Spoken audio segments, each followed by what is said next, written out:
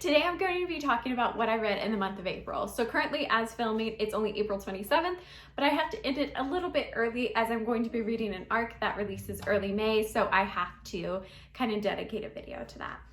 But I wanted to start the video by saying I got 2 Pila cases that I wanted to share with everyone because I think it's really cool. This obviously isn't sponsored or anything like that. I just wanted to talk about how cool I think this company is. So these are 2 cases that are completely biodegradable, they're compostable, and relatively cheap. They're on the more pricey side, but I did get like a BOGO, like the BOGO sale that's happening in April. I think it's still happening now, which is why I wanted to say it. But first I got this bee case, which is cool. It looks like little honeycombs and there's little bees, and like obviously save the bees if we can. And then my favorite, I got a boob case. You hide my face. So they even have like scarred boobs, they have lumpy ones. So yeah, I just wanted to share that because I thought that was so cool. But without further ado, I'm gonna talk about the books I read in the month of April. Every time I film today, this is my 5th video.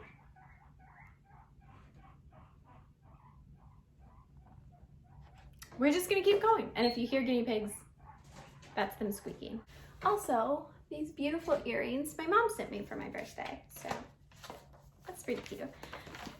So first on the list, I wanna talk about book 4 and 5 in the series of Unfortunate Events. So a long time ago, I bought the series of Unfortunate Events to do for a 24-hour readathon. Just read them all in 24 hours, make a video about it.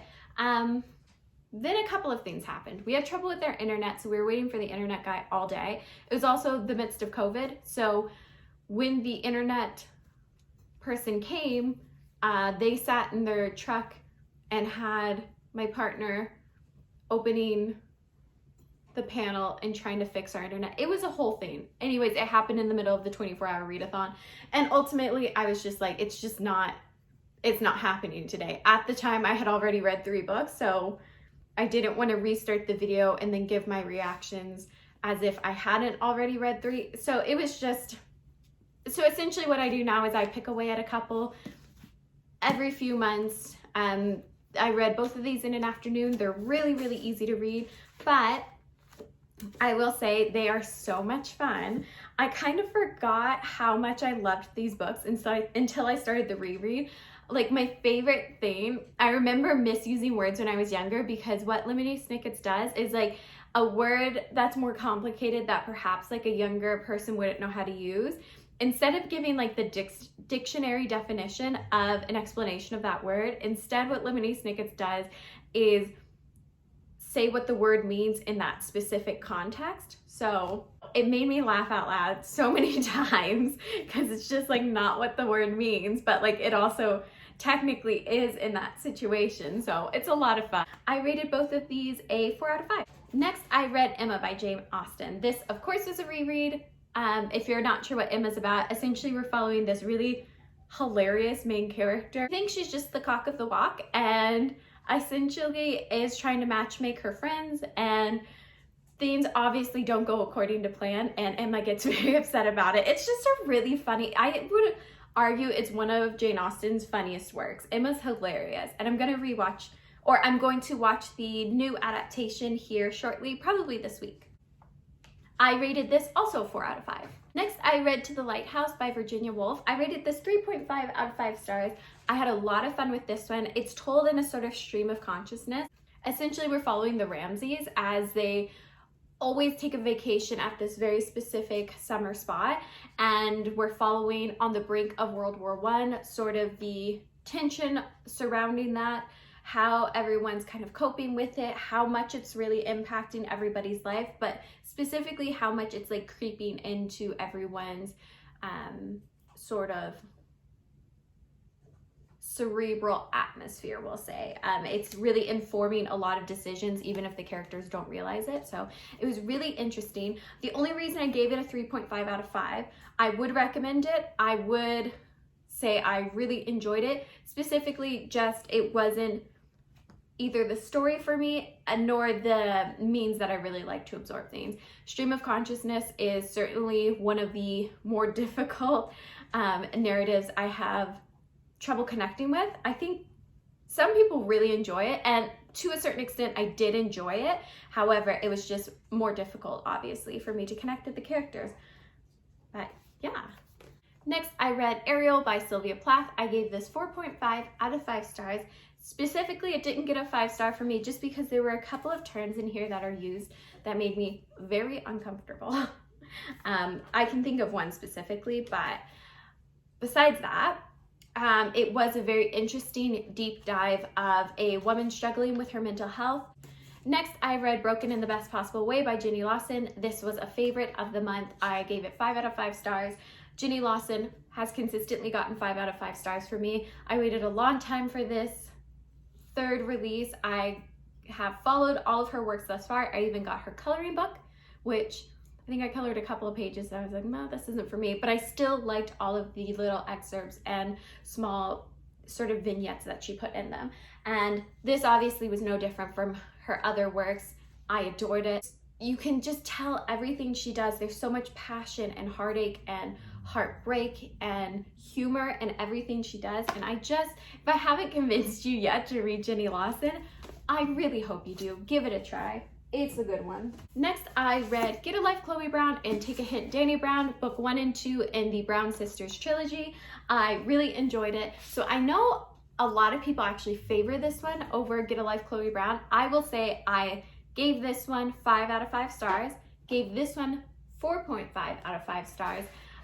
So I did really enjoy this one. I just liked it a little bit less than this one. I think I just vibe more with Chloe Brown and Red and their relationship. So I think that was the only theme. But in terms of like the actual sisters and in terms of their relationships with each other, in terms of what they do, both women are just such badasses, and I really appreciate what Talia Hibbert's doing with these books. I appreciate the characters, I appreciate the family values.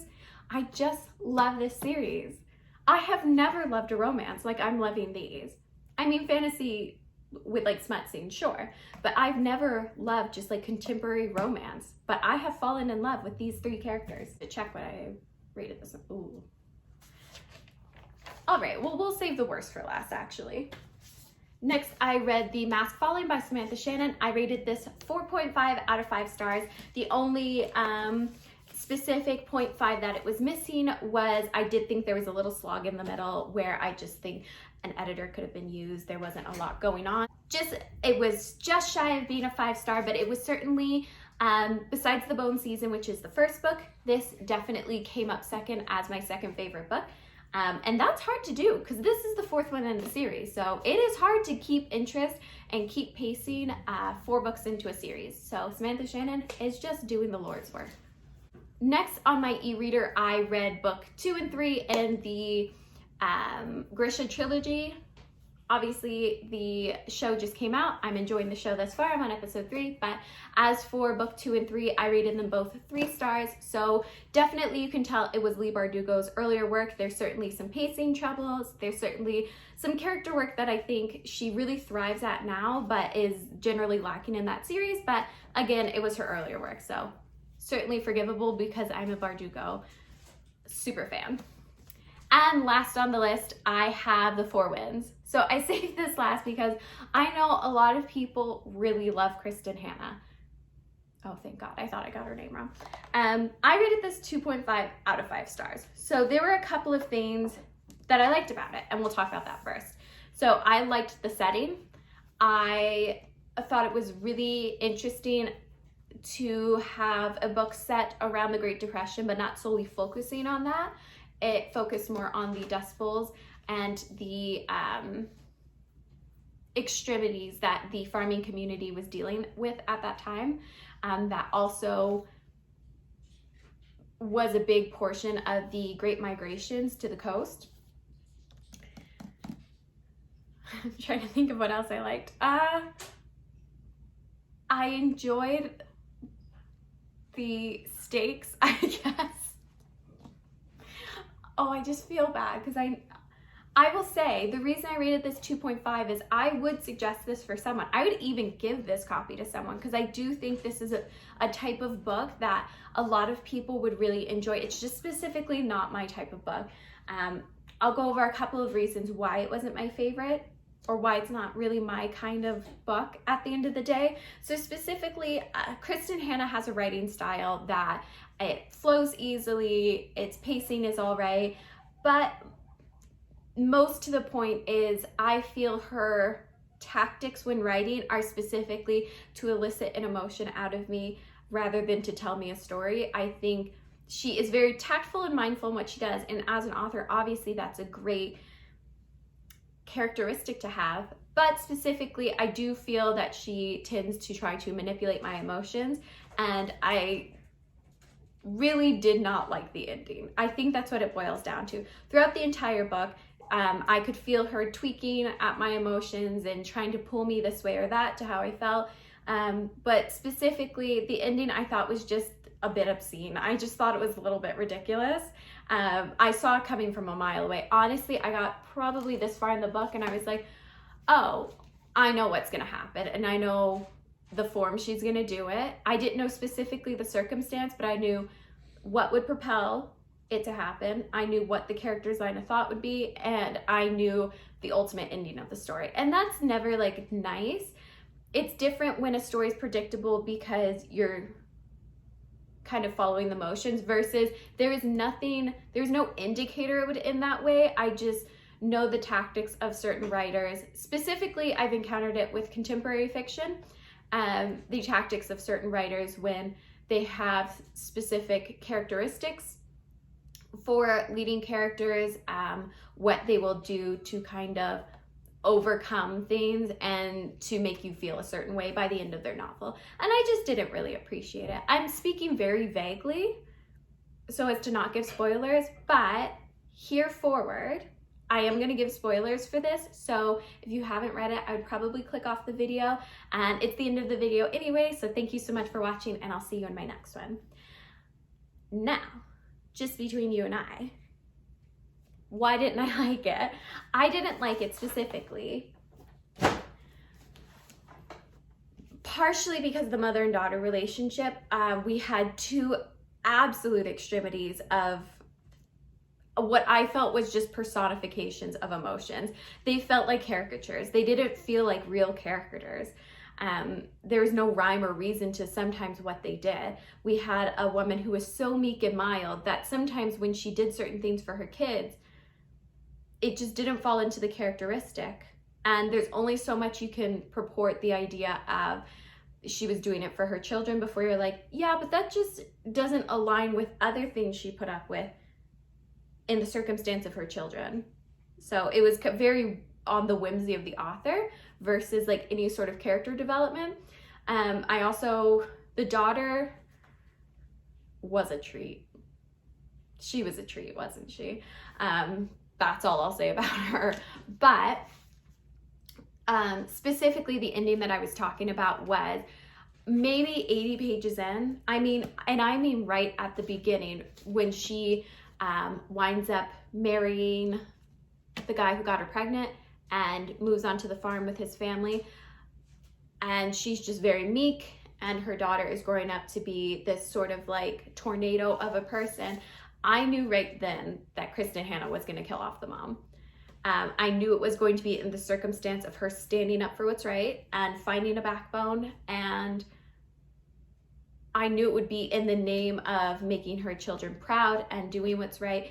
And I just think that's really disappointing because I hadn't read the flap. I didn't know they went to California. I didn't know they were part of the sort of work revolt or lack of work revolt of the circumstance of how all of those people were sort of living in a slum, a self-made slum, like in the mud and everything like that. So I didn't know any of that, but I still was able to pinpoint the circumstance in which this character was going to die. And ultimately, I just didn't feel it necessary for the mother to die. It felt so ridiculous. Like, just the circumstance of it, it all escalates so fast. It's so silly. Like, the Nightingale I had problems with, but certainly one of the sisters passing was just like, of course it would. It was World War II. It makes sense. And even just the odds of it was probably going to happen. But with this one, it just felt so ridiculous. I giggled a little at the end, and not because like it's funny, but just because it just felt so weird. It just ramped up 0 to 60.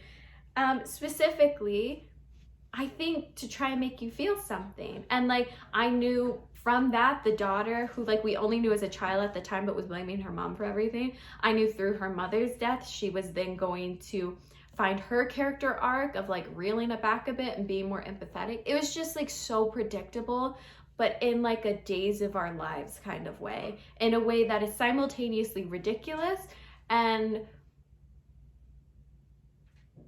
predictable. That's just like the worst combinations of, I can tell the ending of the story, but it's silly. So that's ultimately was my problem with it. But I do think this will be somebody's book. I think this will be a lot of people's book. A lot of people like her writing. This is the second book I've tried from her. Probably going to be the last. I just don't think her and I jive. Do you know what I'm saying? I don't think she is the author for me. I really don't like feeling emotionally manipulated. I think that should be the title of this video, because I think I've said it about 4 times now. So, all that being said, those are all the books I read in the month of April. Thank you so much for watching, and I will see you in my next video.